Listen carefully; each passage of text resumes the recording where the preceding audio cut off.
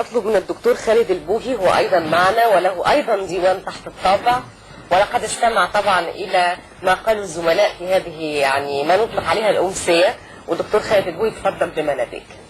يعني بلا مقدمات كده ندخل في الشعر على طول. تفضل تفضل.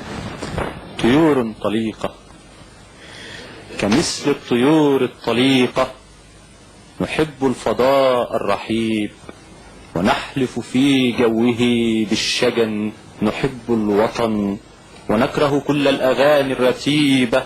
كمثل الطيور الطليقة صمتنا عن الشدو كيما نزقزق شدوا جديدا يردده شجر البرتقال، ويعزفه الفجر لحنا يفجر لا أن يقال.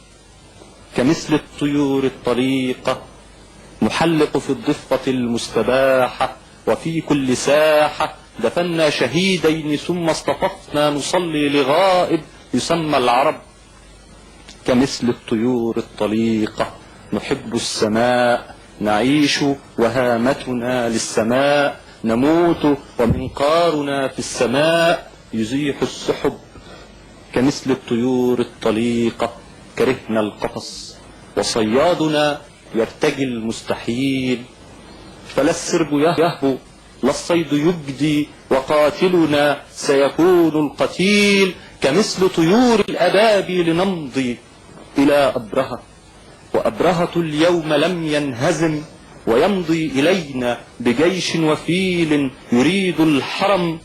فيا أبرهة ويا أيها الفيل لسنا الحمائم تحمل زيتونها المستباح، ولكننا قد حملنا الغضب. فيا أيها الفيل قف للهب، ويا أبرهة كمثل طيور الأبابيل لسنا كمثل العرب، ولسنا كمن قال للبيت رب، ولكن للبيت ربا وشعبا يسمى الخلاص يريد نصر وسجيله حارق ملتهب. فيا أيها الطير كل الوطن